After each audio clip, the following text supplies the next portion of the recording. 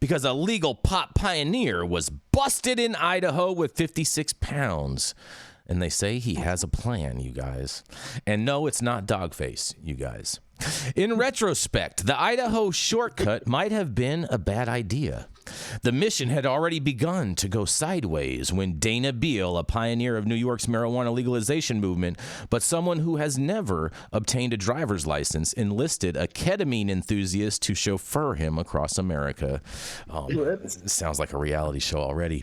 Or perhaps that fateful moment when Mr. Beal decided to avoid the cold by staying in the minivan conked out on the shoulder of Interstate 84 that forced the helpful state trooper to come over and get a noseful of the 56 pounds of weed that Mr. Beal was bringing back to New York. In reality, there were any number of chances Mr. Beal, 77, to avoid his current situation, facing felony drug trafficking charges carrying a potential 15-year prison sentence. Mr. Beal has spent nearly 6 decades challenging pot laws, and as a fixture of New York's graying counterculture, famous for handing out joints at rallies, he has undertaken many weed-buying odysseys and has wiggled out of scores of arrests across the country. Usually anyway. Now, despite the broad legalization of cannabis, he has managed to get arrested in one of the strictest states in the country and finds himself in his most serious jam yet. That's right. After his January 15th arrest, not January 6th, you guys, he spent nearly 2 months in jail and a fortune in prepaid phone time to mobilize his network of activists to raise a bond payment on his $250,000 bail, which freed him on March 9th. He rejected an offer to plead guilty and serve a year, and says he will roll the dice at trial. He now says he will stick around Idaho. He has a plan, you guys. Maybe it's peeling potatoes. Who knows? In quotes, he says, "My legal strategy now hinges on me helping to legalize marijuana in Idaho," Mr. Beal said. Mr. Beal has made a life out of penutrious activism, and he was an early member of the Youth International Party, the yuppie movement known for Dadisque pranks and theatrical Vietnam War protests, and he lived for years in the group's Greenwich Village headquarters before the place was foreclosed upon in 2014. He led civil rights demonstrations and furnished medical marijuana for AIDS and cancer patients. He helped organize Rock Against Racism concerts and the Global Marijuana March. He put together hundreds of smoke-ins, demonstrations, marches, and parades, and made cross-country smuggling runs to both finance his activism and procure pot to hand out at events where he could be found carrying a giant inflatable joint, in quotes. No one has pushed for legalization of pot in New York for so many years as Dana, said John Penley, a friend of Mr. Beal's and a legalization advocate. And in 2021, he succeeded when New York legalized marijuana, as much of the rest of the country has. But legal weed has no panacea. The prices of medical and adult use dispensaries were too steep for Mr. Beal and his longtime circle, many of whom live on fixed incomes, and Mr. Beal himself was couch surfing in Manhattan after being booted out of an attic out of a Midtown synagogue where he spent the pandemic lockdown. So Mr. Beal continued his weed runs in the name of affordable pot for all, and also to raise money for his other legalization crusade, a banned psychoactive vegetable substance called Ibogaine, Ibogaine, Ibogaine, that has been studied as a treatment for opioid addiction, Parkinson's disease, and many other ailments. His latest scheme was to produce Ibogaine abroad and then bring it to Ukrainian soldiers suffering from battlefield trauma and brain injuries. He just had finished one such mission in December before heading out to Oregon to buy a large amount of marijuana to resell in New York to fund another one.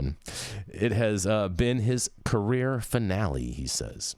Mr. Beal's misadventure started one day in mid-January when his ride out of Southern Oregon fell through. The truck was stolen by some speed freaks and the driver relapsed, Mr. Beal said in a call from jail earlier this month. Someone put fentanyl in his ketamine.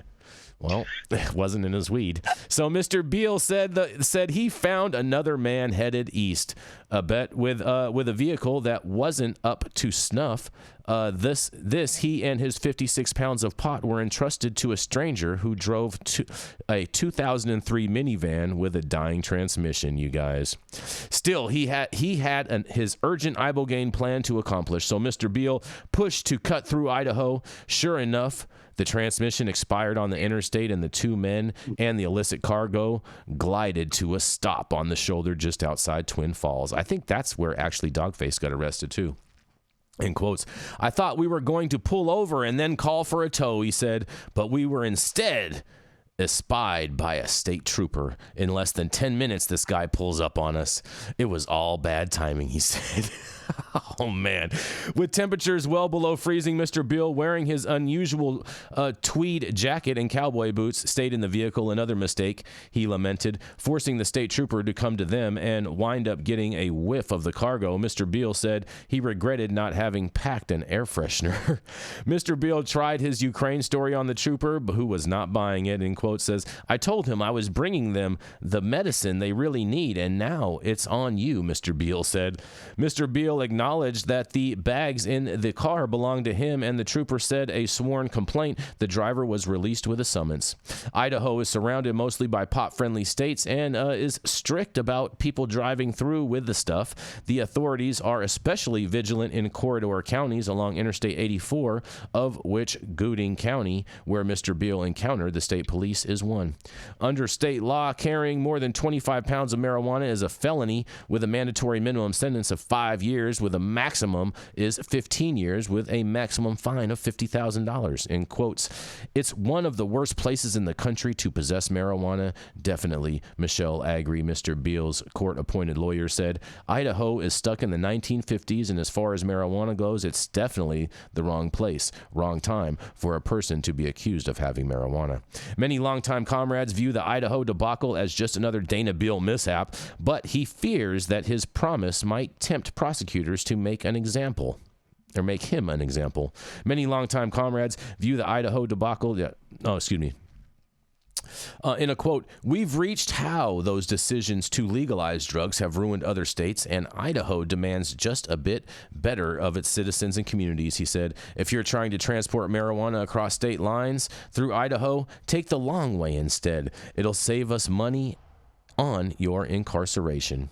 Mr. Beal is no stranger to the cell, having been arrested during countless trips to buy weed over several decades. In Nebraska in 2009, he was arrested with more than 100 pounds of pot. In 2011, he spent 2 years in a Wisconsin prison, during which he had a double bypass operation after a nearly fatal heart attack and spent a week in a medically induced coma. And in 2017, he was busted with 22 pounds of illegal marijuana in Northern California after the authorities spotted him in a rental car weaving slowly across the road. He served no time then, nor after he was arrested in 2020 in Oregon, he said. And Mr. Beal was finally bailed out of the Gooding County jail this month by marijuana activist Adam Edinger and Don Risterfire, a lawyer who founded the Cannabis Museum in Athens, Ohio. In hopes of leniency, Mr. Beal said he was trying to get Idaho prosecutors his medical records from his episode in Wisconsin.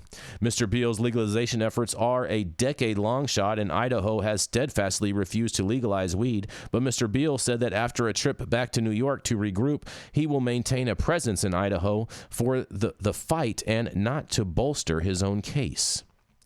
In quotes, he says, "It's a moral stand," he said. "I'm not like the average guy passing through. Last week, he was crashing with a few activists in Boise and was visiting the state capitol to wrangle a meeting with a Democratic state legislator to pitch his vision of legalization. Mr. Beal said he had teamed up with an old acquaintance whom he had worked with organizing the annual Global Marijuana March and had gotten in touch with organizers at Kind Idaho, a group advocating for legal medical marijuana. He is already scheduled to speak at the Boise Hemp Fest on May 11th and hopes to pack the courtroom with activists when he appears at the court hearing shortly afterward." In quotes, "If they didn't want to change the law in Idaho," he said, "they shouldn't have stopped me." Mr. Werstaffer was was not so sure. Mr. Beale is tougher political terrain than he is used to navigating, he said, but he's irrepressible, he added. He'll make himself enough of a pain in the ass that they'll either be more vengeful in their prosecution or just get rid of him.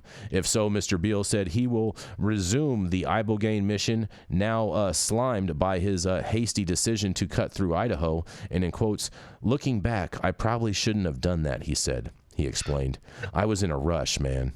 I had to get back to Ukraine. Man, you guys, man, just some things just, what is oh my God. I can't wait to hear what you guys have to say about this. The Ukraine thing is wild. It's wild, right? Man. This dude's a couple tater tots short of a baked potato. Of a baked potato, huh? Man. One of those in Idaho, so he'll get well.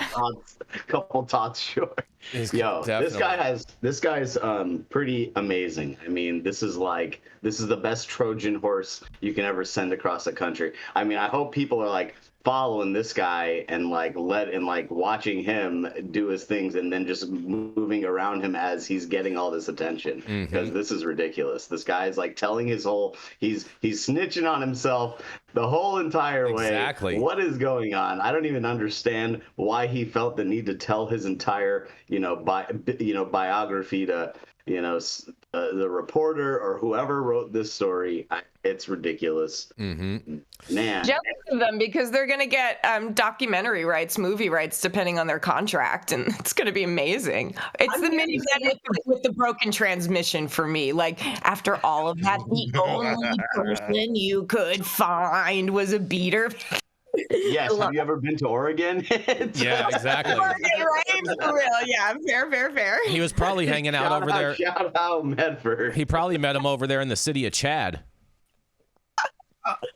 He's amazing. I love that he's on the Ibogaine mission. I mean, that is a truly powerful plant. And, I just love that he's this elder crusader. And I was on the edge of my seat, that whole story. Like, that could be a Netflix story. And of course, it's the New York Times. Like, way to go, Dana Beale, making the Times and still fighting the good fight. Like, I'm here for it. Oh, man. Yes, but okay. Yes, but. And is he the right person to ride for this mission? We need one person at a time. But, right? Like, let's not totally cloak all of this in the honorable efforts and curriculum vitae of this social justice warrior. We need to unpack this a little bit and also be willing to just point out sort of the gaps in thinking and execution. Obviously he didn't listen to Plot Brothers at Law. He did not shut the fuck up. No, he did not. Okay. And the other part of this is this notion of civil disobedience is always better received when it is done overtly, not after you get caught for quasi covertly. And so if you're breaking the law in front of law enforcement and saying, not on my watch will something so despicable as a lack of cannabis be allowed in this state, blah, blah, blah. But that is not what this guy was doing. He was just sloppy Sally on a Tuesday and fucking up left and right. And then admitting that and then this notion that he could sort of mutate it and conflate it into advocacy within that state when the cannabis wasn't destined for patients in that state is so nails on chalkboard.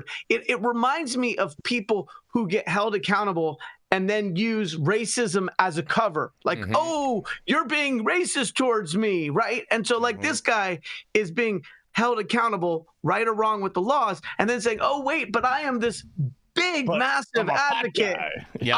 I'm doing it for the citizens of the state. It doesn't ring true to me. And unfortunately, I think that the judge is going to have to give him a big black eye. And he's going to take a lump. And it's not going to matter all the great stuff he's done in the past. It's not going to matter the people who care about him and all the contributions across to this and across to that. This is so bad. And I also just wonder, should I go back to trap consulting? Because one of the pro tips in that is that the way in which you package your cannabis makes it not very odorific for exactly this idea that there could be unintended traffic stops. And so if you can't even get that fucking right, it bothers me. I agree. Yeah, with the you. posturing, the whole, if they didn't want to change their laws, they shouldn't have arrested me is just not a good look. I agree. He's falling on the sword. It'll be another story about how the laws in New York caused this to happen and why he had to go do this. And we'll hear more from Mr. Beal, I'm sure. But what's he doing with 56 pounds in Idaho? Dude, yeah, at least take a whole box. If you're gonna go, take a whole box, bro, not half a box, like just over half a box. Hold on, but hold on, but maybe he got rid of some of his packs. Hold on, you guys. Let's take a step back of this for a second, okay? Dana Beal is seriously old. He's a senior citizen, okay?